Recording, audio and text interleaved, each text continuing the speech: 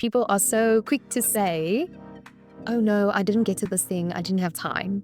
But I've tried to kind of rewire my brain to not say I didn't have time, but rather to realize that I didn't prioritize this thing. When you build a business rooted in your values, when you set your boundaries to protect what matters most, and when you see your worth and opportunities to serve others, you don't just create financial success, you create a legacy of impact.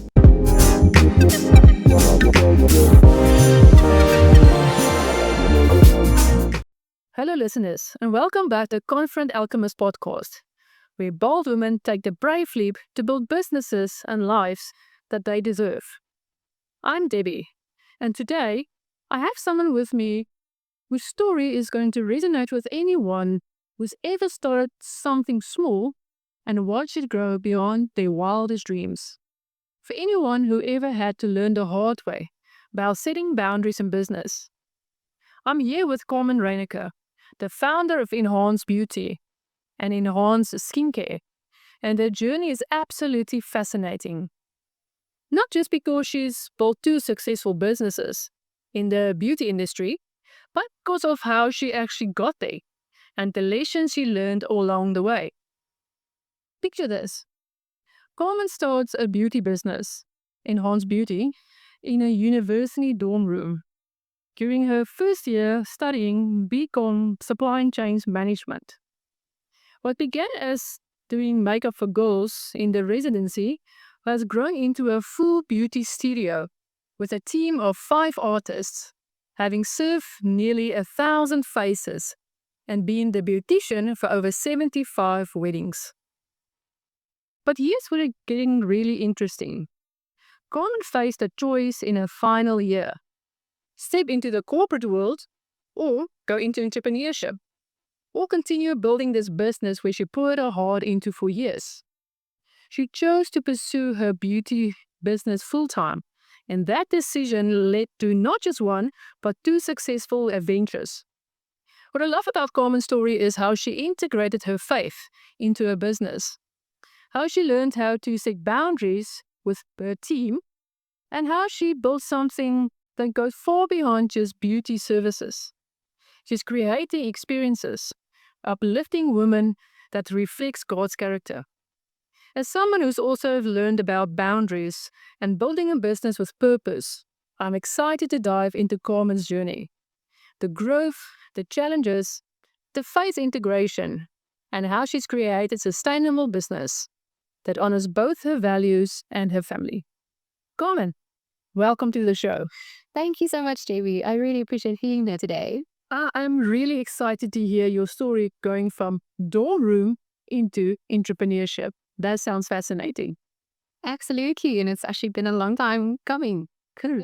Carmen, let's start at that pivotal moment in your final year of university. You've been building Enhanced Beauty since your first year, starting in your dorm room with makeup application and growing into hairstyling, lashes, brows, the whole beauty experience. But then you face a choice. Step into corporate or continue building your business and what you are passionate about. Take me back to that decision process and how you made it.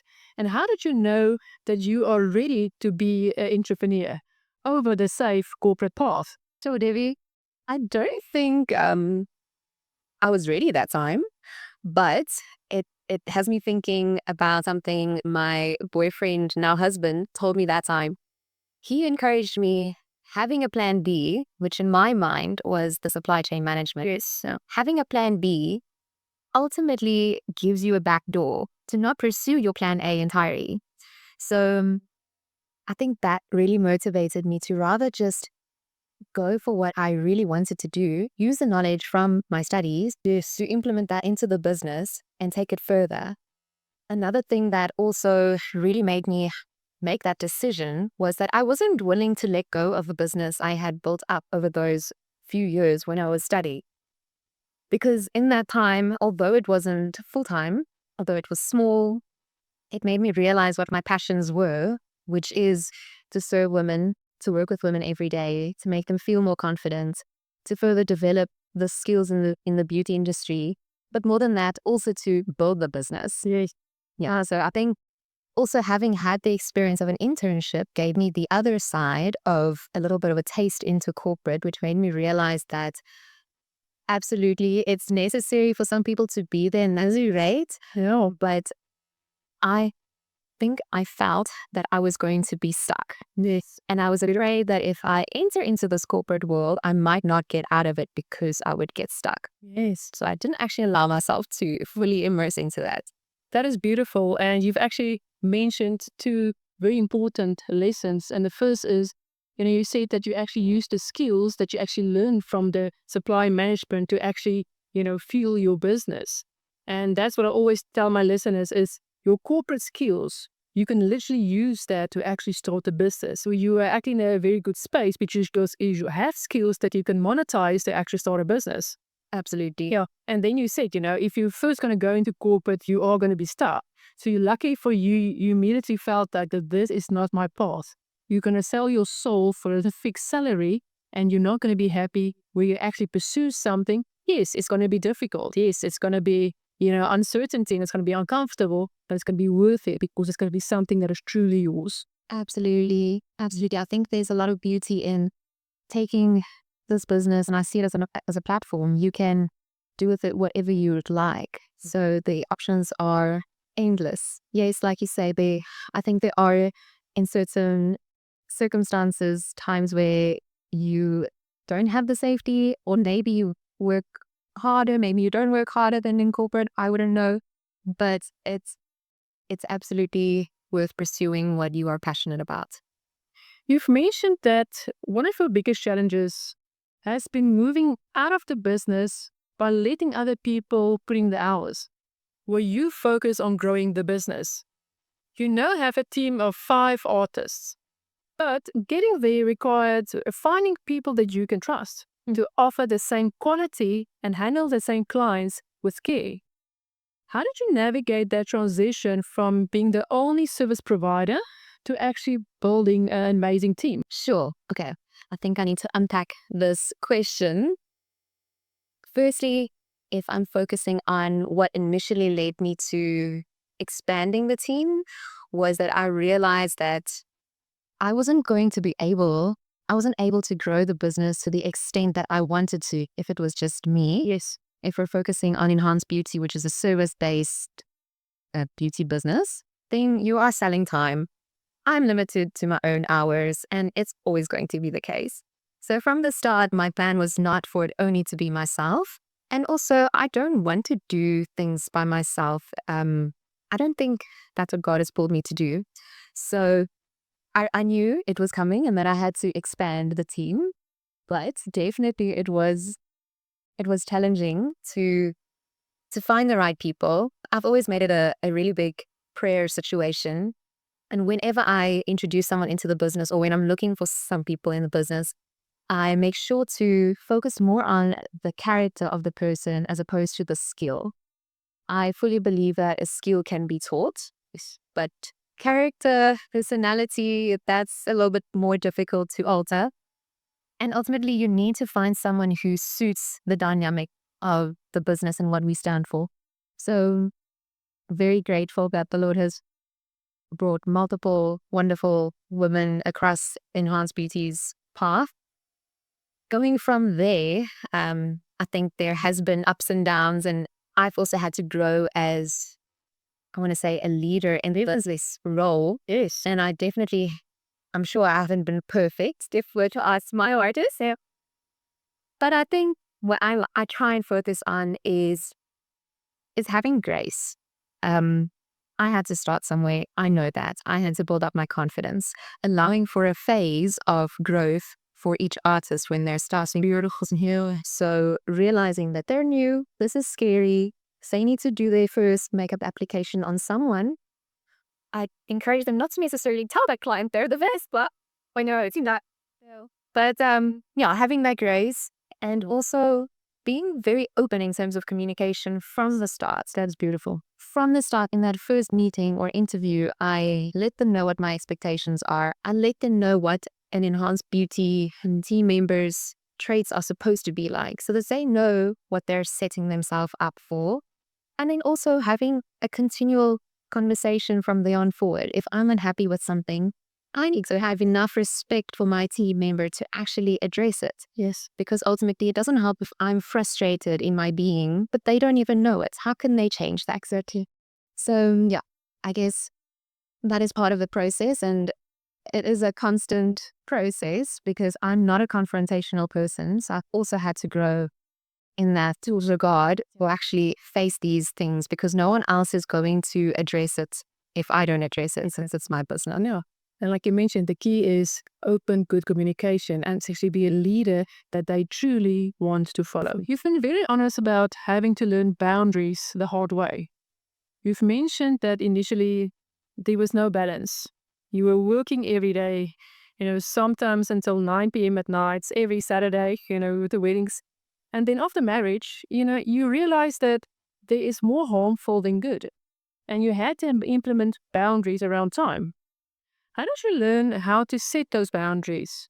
And what advice would you give other, entrepreneurs who are struggling with work-life balance? I think boundaries and work-life balance or finding the perfect balance is an ever-changing thing because life is ever-changing, circumstances change.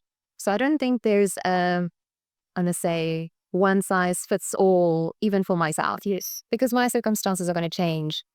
But I like to think that, or it makes me think of people are so quick to say, oh no, I didn't get to this thing. I didn't have time. And yes, I have caught myself saying that multiple times, but I've tried to kind of rewire my brain to not say I didn't have time, but rather to realize that I didn't prioritize this thing. That's okay.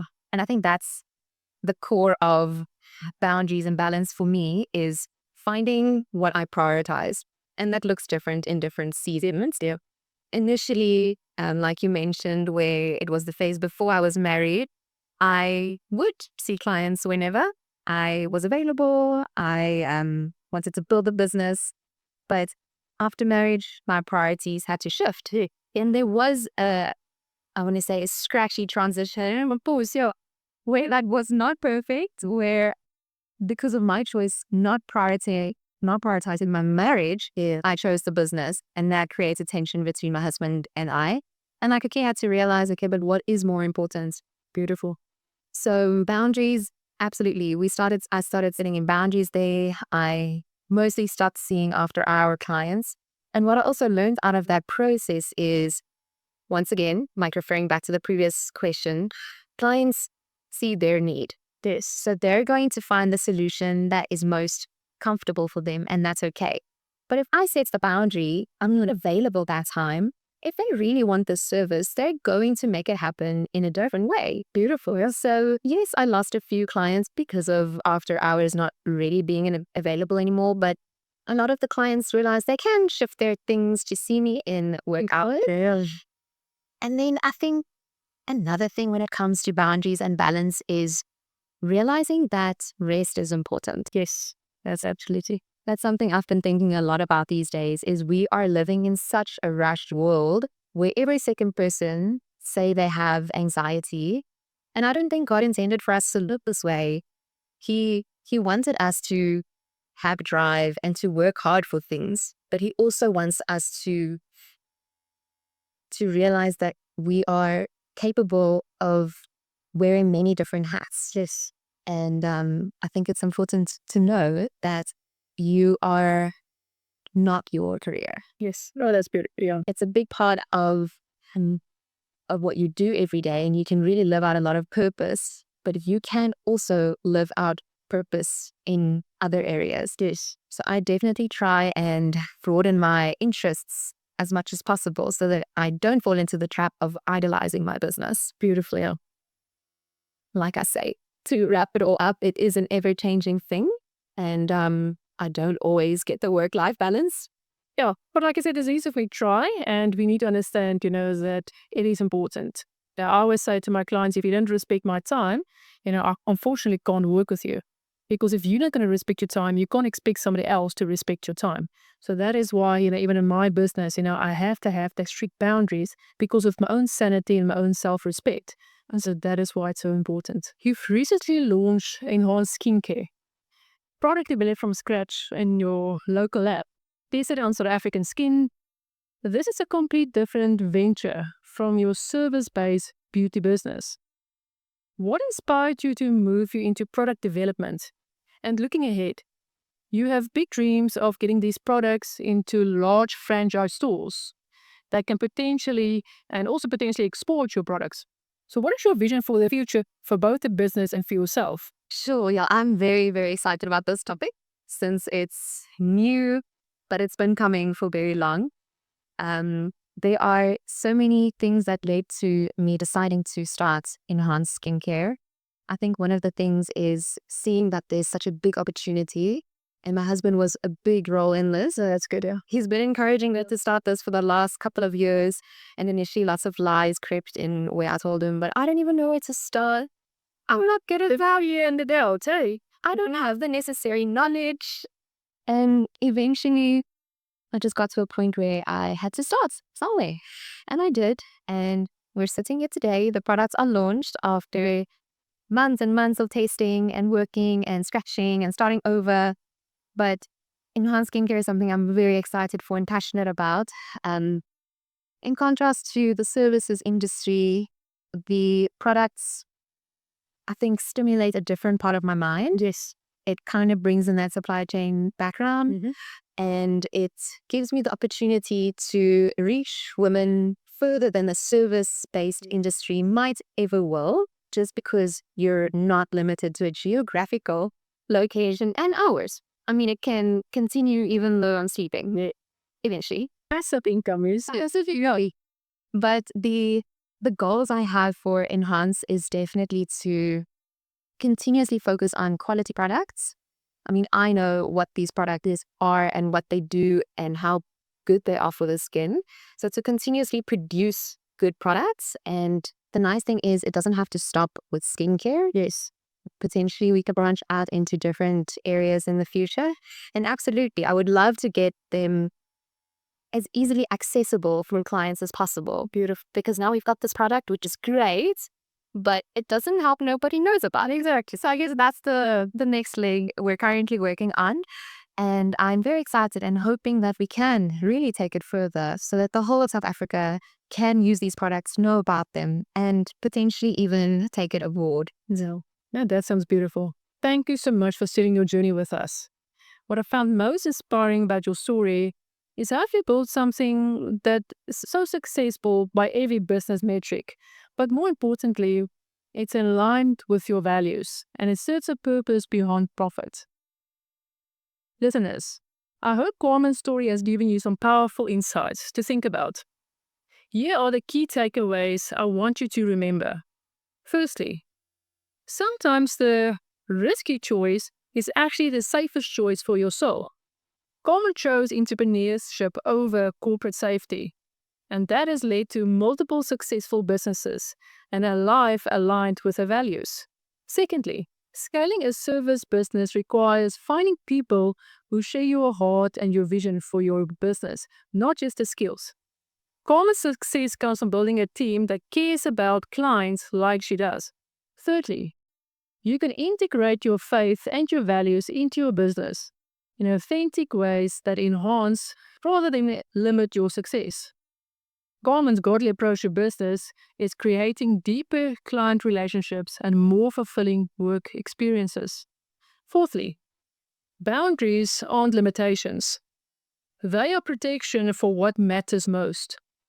Carmen's decision to prioritize her marriage and her faith to potential income is actually made a business more sustainable and a life more fulfilling. Here's what I want you to do after listening to this episode. Think about what boundaries you need to set in your own business or in your life. What are you sacrificing that is actually more valuable than the income or the opportunities that you are gaining? If Carmen's story resonated with you, send me a message on my social media and tell me what boundary you are ready to implement. I love hearing about these brave decisions to protect what matters most. Until then, remember what Carmen showed us today. that when you build a business rooted in your values, when you set your boundaries to protect what matters most, and when you see your worth and opportunities to serve others, you don't just create financial success, you create a legacy of impact. Your dorm room idea might be your empire idea that might happen. The question is, are you brave enough to choose it over the safety of a corporate salary? Thank you for listening. Keep building with heart and boundaries. See you next week for another dose of boldness, truth, and transformation.